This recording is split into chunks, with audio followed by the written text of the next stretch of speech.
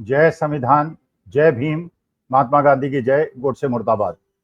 देखिए, आज मैं ये तुलना कर रहा हूं दीमक की, टर्माइट की और एक देश के बड़े मंत्री की।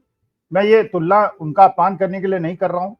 मैं उनका बड़ा सम्मान करता था और मैं मानता था बड़े प्रबुद्ध व्यक्ति हैं, इंडियन फॉरेस्ट सर्विसेज के बड़े अधिकारी रहे हैं, एम्बेसडर्स रहे हैं। उनके पिताजी भी बड़े मेधावी और बड़े प्रबुद्ध व्यक्ति हुआ करते थे। मैं उनकी बड़ी इज्जत करता था। मैं उनका व्यक्तिगत अपमान नहीं कर रहा हूं, लेकिन मुझे लगता है कि जैसे दीमक होती है वो लकड़ी को बिल्कुल खत्म कर देती है और बिल्कुल उसका चूरा बना देती है, उसी प्रकार से उस विदेश मंत्री ने, जो एक बड़े प्रशासनिक अधिकारी रहे हैं, देश की विदेश नीति का बिल्कुल चूरा बना दिया और पूरी तरह से बर्बाद कर दिया।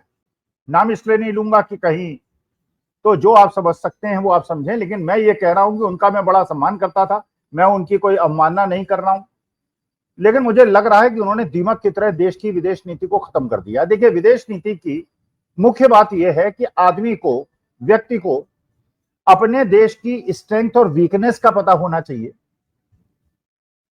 और जिस देश से वो डील कर रहा है उसकी स्ट्रेंथ और वीकनेस का अंदाजा होना चाहिए और तब संबंध स्थापित करने के लिए उस रणनीति और कूटनीति पे चलना चाहिए जिससे कि उस देश से संबंध अच्छे बन सके।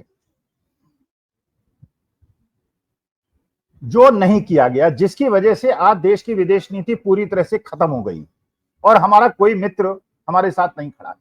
जबकि आपने देखा, जब से हमारा देश आजाद हुआ, एक बड़ी मजबूत स्थिति हमारे देश की थी। हमारे देश का सब सम्मान करते थे। जब कोल्ड वॉर चल रही थी, रूस और अमेरिका, यूएसएसआर और अमेरिका के बीच में, तब भी रूस भी हमारा सम्मान करता था और अमेरिका भी हमारा सम्मान करता था। ब्रेजनेव, खुर्शचेव भी हमारे देश को उतने सम्मान से देखते थे जितने अमेरिका के प्रेसिडेंट देखते थे। कारण यह था हमारी कुछ स्ट्रेंथ, हमारे देश की स्ट्रेंथ। हमारे देश की स्ट्रेंथ क्या है? पहली बात तो हमारे देश की स्ट्रेंथ, सबसे बड़ी स्ट्रेंथ यह है, जिसको कोई माने या न माने, विश्व की सबसे बड़ी जनसंख्या, ऐसी जनसंख्या जिसकी डिमांड पूरी नहीं हुई है, जो अभिलाषी जनसंख्या है, जो एस्पायरिंग पॉपुलेशन और मिडिल क्लास और ग्रोइंग पॉपुलेशन। बाकी देशों में जहां पॉपुलेशन रुक रही है, घट रही है, यहां पे पॉपुलेशन बढ़ रही है, तो डिमांड बढ़ रही है, कंजम्पशन बढ़ रहा है। तो we are a consumption economy, ये हमारी। लेकिन इस प्रकार की इकोनॉमी का जो सबसे बड़ा पॉइंट होता है, जिसपे सबसे ज्यादा ध्यान रखना चाहिए, वो ये है कि गरीब और मध्यम वर्ग के पास परचेजिंग पावर आए और इक्वल डिस्ट्रीब्यूशन ऑफ वेल्थ हो। पिछले 11 साल में सारी वेल्थ जो है वो बड़े बड़े पूंजीपतियों के हाथ में चली गई, क्रय शक्ति उनके पास चली गई, लेकिन वो क्रय कर नहीं सकते क्योंकि उनकी सारी डिमांड फुलफिल्ड है। तो जो अनफुलफिल्ड डिमांड की पॉपुलेशन है, जो 90% है देश के अंदर, उसकी आमदनी कम हो गई, तो वो डिमांड नहीं क्रिएट करेगा, तो हमारी जो एक्सेप्टेबिलिटी थी और हमारी जो अट्रैक्टिवनेस थी विदेश के लिए, वो खत्म हो गई। इसलिए वो महत्व अब आज की तारीख में हमको नहीं मिल रहा जो कि 2014 के पहले मिला करता था। अब देखिए, एक एक क्षेत्र को देखिए और उनकी मजबूरी देखिए कि इस बार के ऑपरेशन सिंदूर में कोई भी गुट और कोई भी देश हमारे साथ क्यों नहीं खड़ा हुआ। देखिए, अगर मुख्य रूप से देखा जाए तो एक बहुत बड़ी शक्ति है आज के तारीख में विश्व पटल पर, वो अमेरिका है और उसके सहयोगी। उन सहयोगी में मुस्लिम राष्ट्र भी हैं, सऊदी है, एमिरेट्स है, कतर है। ये मुस्लिम राष्ट्र जो हैं और जिनके पास पैसा बहुत ज्यादा है। वजह आज के तारीख में अगर आप देखें तो सबसे ज्यादा पैसा अगर किसी के पास है विश्व के अंदर, अगर किसी कम्युनिटी के पास है, या क्रिश्चियंस के पास है, मुसलमानों के पास, हिंदुओं का पैसा नहीं है बहुत ज्यादा। अगर 700 करोड़ की पॉपुलेशन में मुस्लिम पॉपुलेशन सबसे ज्यादा है, फिर क्रिश्चियन पॉपुलेशन है, फिर हिंदू पॉपुलेशन है, तो हिंदू पॉपुलेशन ज्यादा तो है लेकिन उसका पैसा नहीं है। पैसा किसके पास है? पेट्रो डॉलर्स की वजह से गल्फ कंट्रीज के पास और इंडस्ट्रियलाइजेशन की वजह से अमेरिका के पास या यूरोप के पास। हमारी जीडीपी और यूके की और फ्रांस की और जर्मनी की जीडीपी बराबर होगी, लेकिन पॉपुलेशन उनकी 1/7 भाग है, तो वो हमसे ज्यादा प्रॉस्परस हैं। तो एक अमेरिका विद गल्फ कंट्रीज, एक चीन, एक रूस। सबसे पहले विवेचना करते हैं मुस्लिम राष्ट्रों की, जिनकी बड़ी महत्वपूर्ण भूमिका है। पैसा उनके पास है, संसाधन उनके पास है, और ये देश हमेशा भारत देश के साथ, भारतवर्ष के साथ खड़े रहे, पिछले 75 साल में खड़े रहे। यासर अराफत पैलेस्टीनियन के साथ हमारे देश की जो मित्रता थी वो सबको पता है। इंदिरा जी को यासर अराफत अपनी बहन कहते थे। मिस्र के साथ, इजिप्ट के साथ पंडित जवाहरलाल नेहरू के जमाने से जो गुट निरपेक्ष गुट में सबसे बड़े इंपॉर्टेंट थे, यूगोस्लाविया थे, इजिप्ट था, मिस्र था और भारतवर्ष था, वो हमारे हमेशा से मित्र रहे। तो हमेशा ये परिस्थिति बनी कि हमारे और पाकिस्तान के बीच में अगर कोई मतभेद हुआ तो 99% मुस्लिम देश हमारे साथ खड़े हुए। अब देखिए, मुस्लिम देशों की मजबूरी को न समझने के कारण जो इतनी बड़ी मूर्खता हुई कि इस बार मुस्लिम देश भी हमारे साथ नहीं खड़े हुए।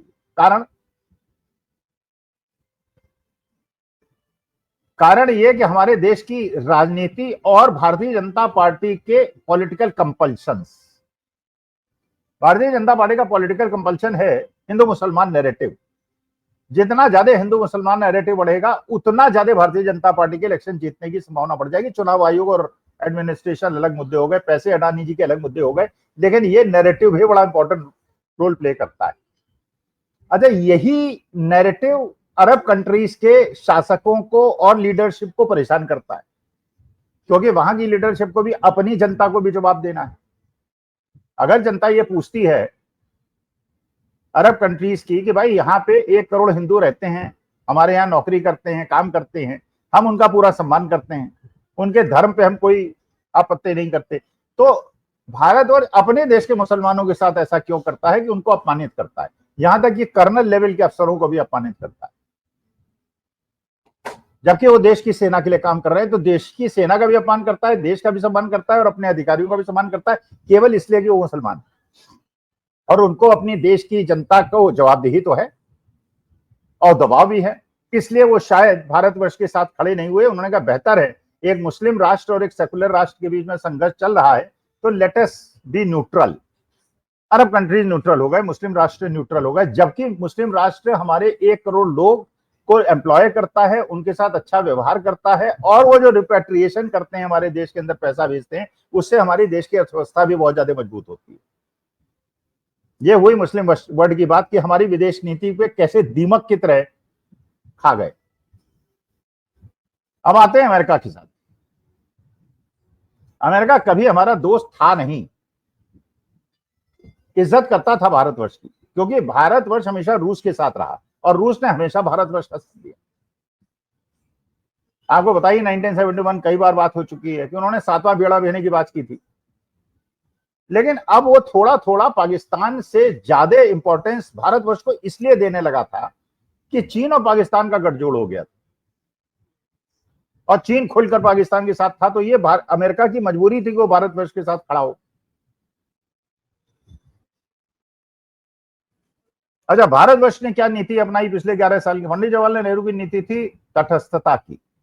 We will make friends, we will have no group to ally with, लेकिन हम जो हमें हमारे लिए अनुकूल होगा हम उससे मित्रता अवसर के अनुसार करेंगे। अब यही विश्व की राजनीति है, अमेरिका भी यही करता है, रूस भी यही करता है, चीन भी यही करता है। लेकिन जब से जयशंकर साहब आए, उन्होंने नीति बना दी कि हम हर गुट में घुसेंगे, हर गुट से करेंगे, और उससे क्या हुआ कि आपकी गुट निरपेक्षता की नीति हर गुट के अपेक्षता वाली बन गई। आप अमेरिका वाली लॉबी में घुस गए, आप चीन वाली लॉबी में घुस गए, आप रूस वाली लॉबी में घुस गए, और 3 नावों में पैर रख के अगर आप चलेंगे तो आप डूबेंगे। ये बात पक्की है, जो इस बार शुरू हो गई ऑपरेशन सिंदूर।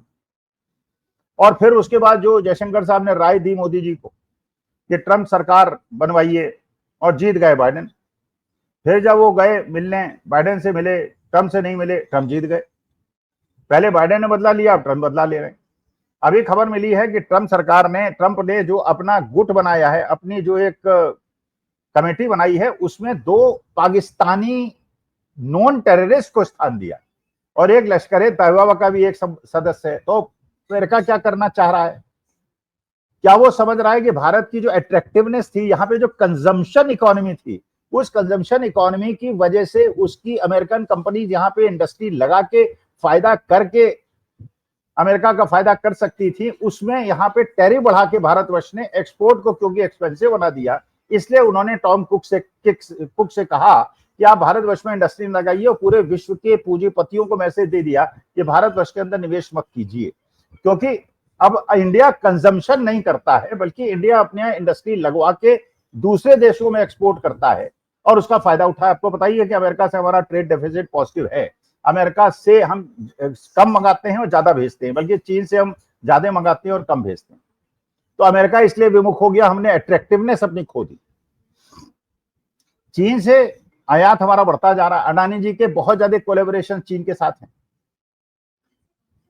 चीन व्यापारिक नीति में तो भारतवर्ष पे अपना माल थोप कर अपनी इंडस्ट्री को बढ़ावा दे के हमको केवल ट्रेडिंग इकोनॉमी बनाना चाहता है और कंजम्पशन इकोनॉमी का फायदा उठाना चाहता है, लेकिन जब मुश्किल का समय आता है तो वो पाकिस्तान के साथ खड़ा हो जाता है और अरुणाचल में हमारे लिए परेशानी क्रिएट करता है। अब चाहे उसको झूला झूला लें आप, चाहे जितना उसके सामने झुक जाएं या चाय पिलाएं, वो आपका मित्र इसलिए नहीं बन सकता कि उसका जो इंटरेस्ट है वो इस क्षेत्र के अंदर अपना आधिपत्य जमाना है, तो उसकी मजबूरी है कि भारतवर्ष को उसे नेग्लेक्ट करना है, अवॉइड करना है और बढ़ने नहीं देना है, इसलिए वो पाकिस्तान का साथ देता है। अच्छा, जो सबसे ज्यादा आपका अच्छा मित्र था वो रूस था। आपको बताएं 1971 में जब हमने पाकिस्तान को तोड़ा, इंदिरा जी ने तोड़ा, उसके पहले उन्होंने रूस से एक संधि की थी और वो ऐसी संधि थी कि अगर कोई आपके देश में या हमारे देश में आक्रमण करेगा तो हम ये मानेंगे कि हमारे देश पे आक्रमण हुआ है, एक दूसरे का साथ देंगे। ये 6 महीने पहले हुआ था जब पाकिस्तान के अंदर हमने उसको तोड़ा था और यही कारण था जब 7वां बेड़ा अमेरिका ने भेजा था बंगाल की खाड़ी में, तो रूस ने भी अपने बेड़ों को बढ़ने का आदेश दे दिया था और अमेरिका ने इसीलिए विड्रॉ कर लिया था। अगर रूस ने उस समय हमारा साथ ना दिया होता तो शायद बांग्लादेश ना बनता, लेकिन उस रूस का साथ आपने नहीं दिया, आप अमेरिकन लॉबी में चले गए, आपने रूस को अवॉइड करना शुरू कर दिया। जब अमेरिका ने सैंक्शंस लगाए, पहले तो आपने क्या, भारतवर्ष ने क्या, उसमें कुछ सरकारी कंपनियों ने, रिलायंस ने सस्ता तेल खरीदा, यहां पे अपने कस्टमर को फायदा नहीं दिया और रिलायंस ने खूब सारा पैसा कमा लिया। तो फायदा तो रूस का उठाया और रूस की इकोनॉमी को भी खैर उससे फायदा हुआ, लेकिन अब अमेरिका ने कह दिया कि रूस से आप तेल नहीं खरीदेंगे और आप मान गए, तो रूस ने भी आपका साथ छोड़ दिया, वो भी हाथ झाड़ के खड़ा हो गया। तो आज के तारीख में देश को मित्र विहीन करने में और सबसे युद्ध से ज्यादा बेहतर चीज होती है विदेश नीति, क्योंकि जब 26/11 हुआ, लोग पूछते हैं 26/11 के बाद आक्रमण क्यों नहीं हुआ। आक्रमण इसलिए नहीं हुआ कि डोजियर ले लेके हमारे देश के प्रतिनिधिमंडल हर देश में गए और उन्होंने प्रूफ दिखाया, उन्होंने बताया कि कसाब पाकिस्तानी था जो पकड़ा गया और हमने पाकिस्तानियों को मारा, इसका माने Pakistan is a terror state, हमको सिंपैथी मिली और पूरा विश्व हमारे साथ खड़ा था। इस बार हमने वो न करके और डोजियर का खेल न करने पे और युद्ध पे आमादा होके आपने टेररिस्ट कैंप पे अटैक किया। लेकिन अब जयशंकर साहब कह रहे हैं कि जो अटैक किया था हमने पहले ही पाकिस्तान को बता दिया था केवल कैंप पे करेंगे, उन्होंने सारे टेररिस्ट हटा लिए और वो निरीह लोग जो टेररिस्ट कैंप पे आसपास रहते थे, जो टेररिस्ट नहीं थे, मारे गए, भवन टूट गए, लेकिन टेररिस्ट निकल गए। तो एक मित्रविहीन राष्ट्र इस प्रकार की जब ग्रेट पावर्स के बीच में हम इक्विवेलेंट की तरह काम करते हैं, वो किस प्रकार से सरवाइव करेगा, ये एक सोचने का विषय है। तो मैं तो माननीय मोदी जी से निवेदन करता हूं और उन मंत्री महोदय से निवेदन करता हूं कि रिजाइन कर दें और रिजाइन करने के बाद देश की विदेश नीति को मजबूत बनाएं और भारत की जो हमारा इतिहास है और हमारी जो एक रेपुटेशन है पूरे विश्व के अंदर, उसको कायम करें। हम ऐसे देश नहीं हैं जो युद्ध छेड़ते हैं और 3 दिन के अंदर बंद कर देते हैं और युद्ध करने से पहले दुश्मन को बता देते हैं कि अपने आतंकवादियों को हटा लो जिससे वो बच जाएं। हमें केवल भवन तोड़ने हैं और भवन तोड़ करके अपने देश के अंदर राजनीति पक्की करनी है और हिंदू मुसलमान के नैरेटिव को जगाकर हमें देश को अंदर से कमजोर करना है। ऐसे लोग करने का प्रयास कर रहे हैं जिसका विरोध होना चाहिए और मैं भी उसका विरोध करता हूं। नमस्कार, धन्यवाद और प्रणाम।